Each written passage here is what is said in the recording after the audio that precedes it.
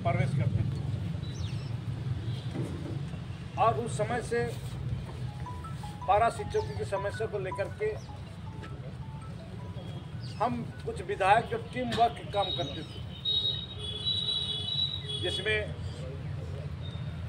हमारे जगन्नाथ महतो जी, मैं खुद रहा, दीपक बिरुआ रहा और अभी संसद बने विद्युत बरन महतो। हम लोग टीम वर्क करके हम लोग पारा शिक्षक को हर जगह और हमेशा विधानसभा में बात हम लोग उठाते रहे। जो मामला है, निश्चित तौर पर सरकार ने इसको नियुक्त नहीं किया, या नियुक्ति शिक्षा समिति, गांव की जो शिक्षा समिति होती है, इसके माध्यम से इसका नियुक्ति हुई है। लेकिन आज हम हमारा सरकार की काम कर रहे हैं, इसको तो सरकार की है, सरकार का हम काम कराते हैं, तो उससे कम से कम वेतनमान, उसको वाजिब जो वेतन है उसको मिलना चाहिए। जिंदाबाद जिंदाबाद जिंदाबाद जिंदाबाद जिंदाबाद। इसके लिए हम लोग कई बार विधानसभा में हम लोग अपने पारा शिक्षक को हक को सरकार को ध्यान आकर्षण करने के लिए हम लोग कई बार गेट विधानसभा का समक्ष हम लोग धरना भी बैठे, और विधानसभा का अंदर में भी हम लोग पारा शिक्षक को वेतन मान मिले, उसका अधिकार मिले बोल करके हम लोग बोर्ड मिलने करके विधानसभा अंदर भी मन प्रदर्शन किया। जो भी है, उसके बाद सरकार में हमारी जगन्नाथ महतो जी को पारा शिक्षक राज्य के शिक्षा मंत्री बनाए गए।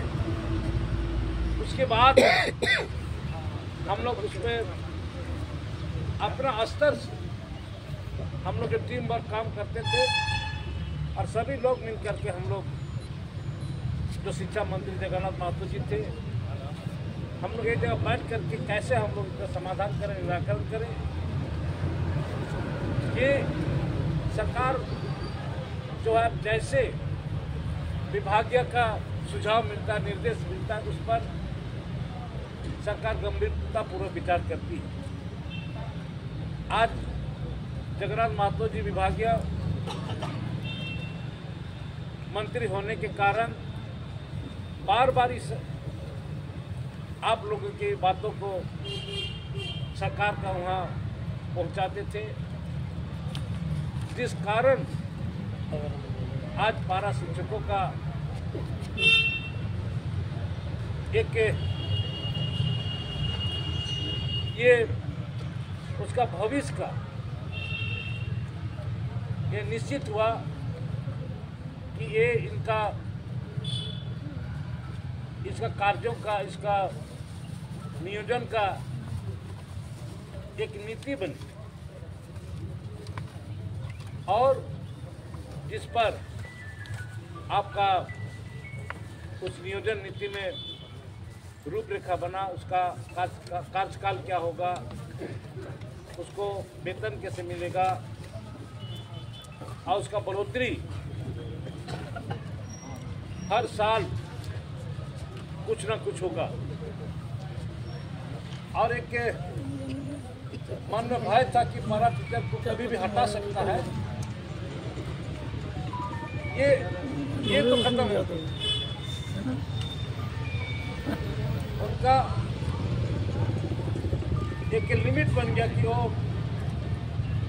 उनका 60 वर्षों तक उनका नौकरी में किसी तरह का आँच नहीं आएगा, 60 वर्ष तक काम कर सकती है।